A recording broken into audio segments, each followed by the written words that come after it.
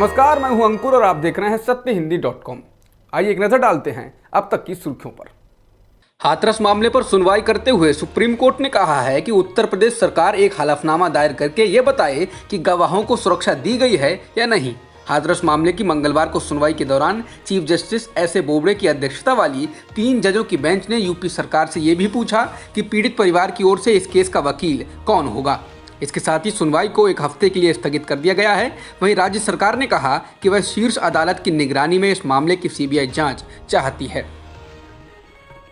हाथरस जा रहे एक पत्रकार और 3 अन्य लोगों को पुलिस ने मथुरा से देर रात को हिरासत में ले लिया है। पुलिस का दावा है कि ये पीएफआई यानी पॉपुलर फ्रंट ऑफ इंडिया से जुड़े हैं और वे सभी दिल्ली से एक कार में हाथरस जा रहे थे। उन्हें मथुरा में रोका गया और हिरासत में लिया गया। 4 लोगों को हिरासत में लेने के मामले में पुलिस ने कहा कि जब उन्हें जानकारी मिली कि कुछ संदिग्ध लोग दिल्ली से हाथरस जा रहे हैं तो उन्हें एक टोल पर रोका गया। ये 4 लोग अतीकुर रहमान, सिद्दीक कप्पन, मसूद अहमद और आलम हैं।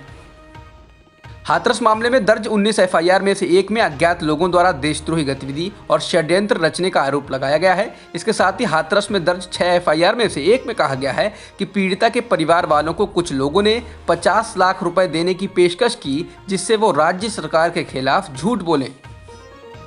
शिवसेना ने हाथरस पीड़िता के परिवार को सुरक्षा नहीं देने को लेकर केंद्र सरकार पर निशाना साधा है।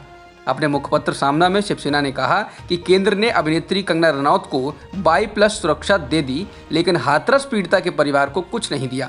ये संविधान के खिलाफ है, जिसमें न्याय में बराबरी देने की बात कही गई है। बिहार विधानसभा चुनाव के लिए एनडीए में सीटों का बंटवारा हो गया है। 243 सीटों वाली बिहार विधानसभा में से 122 सीटें जेडीयू को मिली हैं। हालांकि इसमें से वो 7 सीटें जीतनराम मांझी की पार्टी हम को देगी, तो बीजेपी 121 सीटों में से विकासशील इंसान पार्टी यानी वीआईपी को सीटें देगी। चूंकि अभी वीआईपी से बात ही चल रही है, तो कितनी सीटें उसके हिस्से में आएंगी ये देखना होगा। पंजाब में अपनी 3 दिन की यात्रा खत्म करने के बाद कांग्रेस नेता राहुल गांधी हरियाणा पहुंचे। वो इस दौरान खुद ही ट्रैक्टर चला रहे थे। राहुल गांधी जिस ट्रैक्टर को चला रहे थे उसमें पंजाब के मुख्यमंत्री कैप्टन अमरिंदर सिंह और पंजाब कांग्रेस के अध्यक्ष सुनील जाखड़ भी बैठे थे। हरियाणा सरकार शुरू में राहुल के इतने बड़े काफिले को राज्य में प्रवेश की इजाजत नहीं दे रही थी। इसके बाद राहुल ने बॉर्डर पर ही धरने पर बैठने का ऐलान कर दिया। फिर काफी विचार विमर्श के बाद हरियाणा सरकार ने राहुल गांधी की रैली को राज्य में प्रवेश की इजाजत दे दी। कांग्रेस नेता राहुल गांधी ने पिछले हफ्ते हाथरस जाते वक्त पुलिस द्वारा की गई धक्का मुक्की पर प्रतिक्रिया दी, जिसमें वो जमीन पर गिर पड़े थे। पंजाब में किसान कानूनों पर रैलियां कर रहे राहुल गांधी ने मंगलवार को कहा कि कोई बड़ी बात नहीं। राहुल ने कहा कि क्या हुआ जो मुझे धक्का दे दिया गया, हमारा काम देश को बचाना है।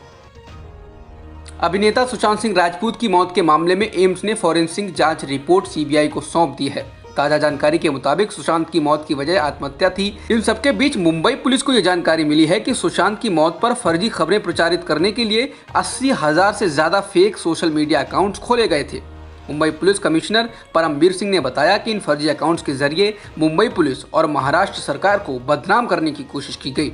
इसके बाद अब इस मामले में जांच के आदेश दे दिए गए हैं और दोषियों पर आईटी एक्ट के तहत केस दर्ज करने का आदेश दे दिया गया है।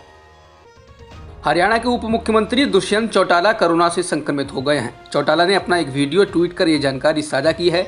बता दें कि चौटाला तीसरे उप मुख्यमंत्री हैं जो कोरोना से पॉजिटिव हुए हैं। उनसे पहले दिल्ली के उप मुख्यमंत्री मनीष सिसोदिया और उत्तर प्रदेश के डिप्टी सीएम केशव प्रसाद मौर्य भी कोरोना से संक्रमित हो चुके हैं।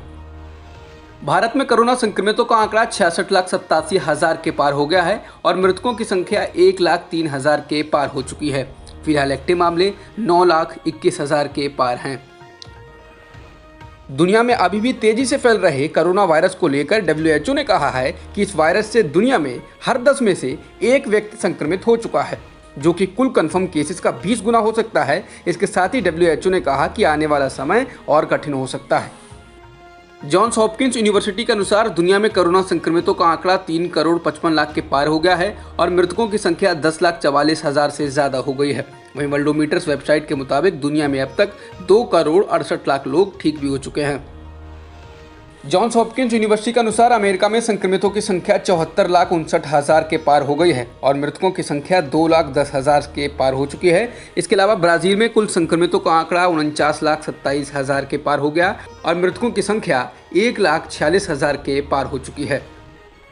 3 वैज्ञानिकों को ब्लैक होल को समझने के लिए किए गए उनके उल्लेखनीय कार्य पर साल 2020 का फिजिक्स का नोबेल पुरस्कार दिया गया है। रोजर पेनरोज, रेनहर्ड जेंजेल, एंड्रिया गेज के नाम का ऐलान स्टॉकहोम में किया गया। फिजिक्स पुरस्कार कमेटी के प्रमुख डेविड हैविलैंड ने बताया, इस साल का अवार्ड ब्रह्मांड के सबसे अनोखी चीज को सेलिब्रेट कर रहा है। ब्लैक होल ब्रह्मांड का वह हिस्सा है जहां गुरुत्वाकर्षण इतना ज्यादा है कि लाइट भी इस क्षेत्र से वापस नहीं आ सकती है। अब तक की खबरों में इतना ही। बाकी खबरों के लिए बने रहिए सत्यहिंदी.com के साथ।